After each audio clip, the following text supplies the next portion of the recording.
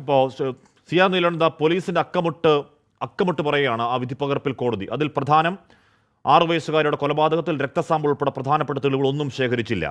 സാധാരണഗതിയിൽ കുട്ടി തൂങ്ങി നിന്ന സ്ഥലത്തു നിന്നുള്ള രക്തം, മലം, മൂത്രം എന്നിവ സുപ്രധാന ഘടകങ്ങളാണെങ്കിൽ അന്വേഷണ രേഖകൾ അത് ഇടം പിടിച്ചതേയില്ല. ശ്രീ സി ആർ നീലകണ്ഠൻ, ഈ സംഭവം നടക്കുന്നിടത്ത് 1 കിലോമീറ്റർ പോലും ഇല്ല കേട്ടോ ഈ പോലീസ് സ്റ്റേഷനിലേക്ക്. ആ പോലീസ് ഉദ്യോഗസ്ഥൻ അവിടെ നിന്ന് ഇങ്ങോട്ടേക്ക് എത്താൻ തൊട്ട് പിറ്റേ ദിവസം എടുത്തു. ആ സമയത്തടക്കം ഒരു തെളിവും, ഈ കേസ് അന്വേഷണത്തിന്റെ ഒരു തെളിവും ഒരു ഘട്ടത്തിലും പോലീസ് എടുത്തിരുന്നില്ല, കോടതിയിൽ വന്നിരുന്നില്ല, കോടതിയിൽ ഹാജരാക്കിയിരുന്നില്ല. സി ആർ, ഇത് വ്യവസ്ഥാപിതമായി കേസ് അട്ടിമറിച്ച് ഇല്ലാതാക്കിയതാണെന്ന് പറഞ്ഞാലോ? ഹഷ്മി പറഞ്ഞാൽ ഒരു കാര്യം ആദ്യം തുടക്കത്തിലേ, നമ്മുടെ നാട്ടിൽ പോക്സോ കേസിൽ പ്രതികളെയൊക്കെ പിടിക്കും, ശിക്ഷിക്കുകയൊക്കെ ചെയ്യും. പക്ഷെ അവർ നാട്ടുകാരാവരുത്. അതിപ്പോൾ സൗമ്യയുടെ കേസിലാണെങ്കിലും ജിഷയുടെ കേസിലാണെങ്കിലും ആലുവയിലെ പെൺകൊച്ചിൻ്റെ കാര്യത്തിലാണെങ്കിലും കേരളത്തിന് പുറത്തുള്ളവരാണെങ്കിലും അവരൊക്കെ ശിക്ഷിക്കപ്പെടും. അപ്പോൾ വാളയാറാണെങ്കിലും വണ്ടിപ്പെരിയാറാണെങ്കിലും കേരളത്തിനകത്തുള്ളവരോ സ്വാധീനമുള്ളവരോ ആണെങ്കിൽ അവർ ശിക്ഷിക്കപ്പെടില്ല. ഇതേതാണ്ട് നമ്മുടെ കേരളത്തിലെ CRPC IPC ഒരു റൂളായിട്ടുണ്ടെന്ന് തോന്നുന്നു. കേരളത്തിലുള്ളവരാണ് ശിക്ഷിക്കപ്പെടില്ല, പുറത്തുള്ളവരാണ് ശിക്ഷിക്കപ്പെടുക. അതിന് കാരണം ഞാനപ്പോൾ അതിലേക്കൊന്നും പോകുന്നില്ല.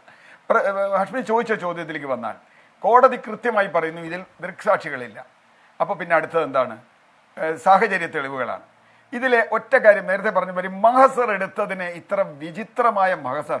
ഹാഷ്മി ചോദിച്ച പോലെ 1 കിലോമീറ്റർ അപ്പുറത്തു നിന്നുള്ള പോലീസ് സ്റ്റേഷനിൽ പോലീസുകാരൻ വരുന്നത് പിറ്റേ ദിവസം വന്നിട്ട് അവിടുന്ന് സാമ്പിൾ ശേഖരിക്കുന്നത് 3-ാം തീയതി എന്ന് പറഞ്ഞാൽ 30-ാം തീയതി സംഭവം നടന്നു, 1-ാം തീയതി പോലീസ് വന്നു, 3-ാം തീയതിയാണ് ബെഡ്ഷീറ്റും അണ്ടർവെയറും അങ്ങനെ കത്തിയൊക്കെ എടുക്കുന്നത് എന്ന് പറഞ്ഞ 7-ാം തീയതിയാണ് കോടതിയിൽ ഹാജരാക്കുന്നത്. അവിടുന്ന് തുടങ്ങുന്നു ഇതിന്റെ പ്രശ്നം. നേരത്തെ പറഞ്ഞ പോലെ വാതിൽ അടഞ്ഞു കിടന്നിരുന്നോ തുറന്നു കിടന്നിരുന്നോ ഒരു വിവരവും ഇയാൾക്കില്ല.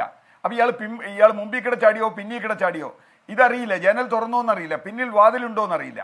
ഞാൻ പറഞ്ഞത്, ഒരു റൂമിനെ കുറിച്ചുള്ള മഹസർ എഴുതുമ്പോൾ ഏറ്റവും ചുരുങ്ങിയത് വേണ്ട കാര്യങ്ങൾ അതിൽ വേണ്ടേ? ഈ എടുത്ത സാമ്പിൾ എനിക്ക് ഏറ്റവും ചിരി വന്നത്, ഈ ചിരി എന്ന് പറഞ്ഞാൽ സങ്കടം കൊണ്ട് ചിരിക്കുക ഹാഷ്മി, സങ്കടം കൊണ്ട്. കാരണം നമ്മൾ വാളയാറിൽ ഇത് ഒരുപാട് ചർച്ച ചെയ്തതാണ്.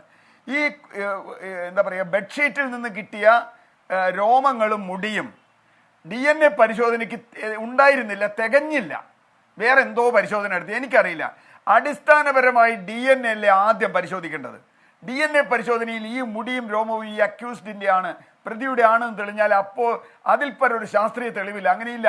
എന്താ കോടതിയിൽ പറയുന്നത്? സിമിലർ ആണ്. എന്തായി പറയുന്നത്? എന്റെ മുടിയും ഹാഷ്മിയുടെ മുടിയും വേറൊരാളുടെ മുടിയും സിമിലർ ആണെന്ന് പറയുന്നതിൽ എന്താ അർത്ഥമുള്ളത്? എന്താ സിമിലർ? Fingerprint പ്രധാനമല്ലേ?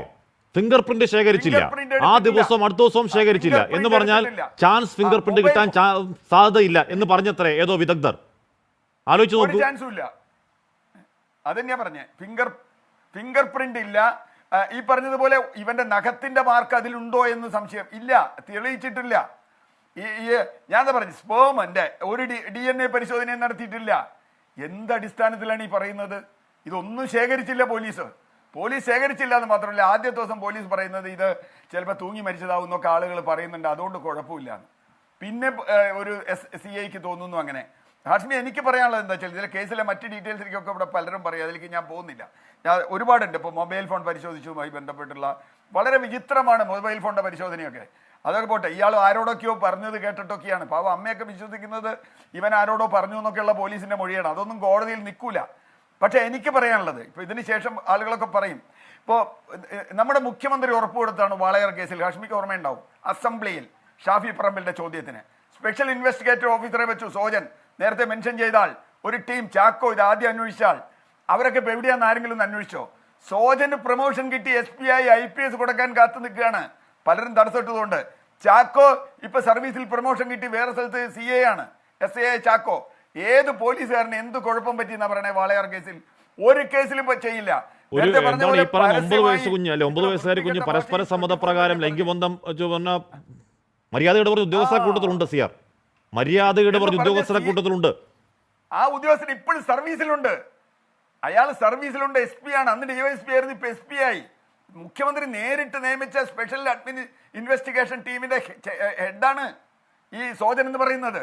അദ്ദേഹത്തിന് IPS കൊടുക്കാനുള്ള ശ്രമം നടക്കണേ, അതിപ്പോ കോടതി തെരഞ്ഞുകൊണ്ട് തൽക്കാലം നിൽക്കുക എന്ന് പറഞ്ഞാൽ, നമ്മുടെ നാട്ടിൽ ഇങ്ങനെ സ്വാധീനമുള്ള ആളുകൾ. എന്നിട്ട് ആ പ്രതിയുടെ വക്കീൽ പറഞ്ഞ കേട്ടോ, ഇയാൾ DYFIക്കാരനാണെന്നാണ് കുറ്റെന്ന്, DYFI നേതാവാണെന്നാണോ കുറ്റെന്ന്? DYFI നേതാവാണെന്ന് കുറ്റമല്ലല്ലോ, അവിടെയല്ലേ കളി. അപ്പൊ ഞാൻ പറയുന്നത് പാർട്ടി അട്ടിമറിച്ചൊന്നും വേറെ ആരും അട്ടിമറിച്ചൊന്നല്ല. പോലീസ് അന്വേഷണം ലിത്താർജിക്, ഒറ്റ വാക്കാണ് ഉപയോഗിച്ചത് ജഡ്ജ്. അതിലെ ലിത്താർജിക് ആയിരുന്നു. ഒരു കാര്യവും സാഹചര്യ തെളിവുകളുടെ ഒരു ശേഖരണവും നടത്തിയിട്ടില്ല. ഞാൻ പറഞ്ഞ റൂം വാതില് അടഞ്ഞിരുന്നോ തുറന്നിരുന്നോ എന്ന് അറിയില്ല. ഒരു കുറ്റകൃത്യം നടന്ന പൂജ മുറിയുടെ അത് അടഞ്ഞിരുന്നോ തുറന്നിരുന്നോ എന്ന് പിന്നെയാണ് അന്വേഷിച്ചത്. പ്രതി പറഞ്ഞതിന് ശേഷം ഇയാൾ ഇത് മാറ്റുക. എന്താർത്ഥം? മഹസറിൽ ഒരു കാര്യം എഴുതുക, പ്രതി പറയുമ്പോൾ വേറൊന്ന് മാറ്റുക. അതിനെ പറ്റി പ്രതിയുടെ മൊഴിക്ക് എന്തെങ്കിലും വിലയുണ്ടോ? 161 സ്റ്റേറ്റ്മെന്റിന്, കൺഫെഷൻ സ്റ്റേറ്റ്മെന്റിന് എന്തെങ്കിലും വിലയുണ്ടോ? അടുത്തടുത്ത് ഞാൻ അങ്ങനെയൊക്കെ എത്താം. നാട്ടുകാർ ഇപ്പോ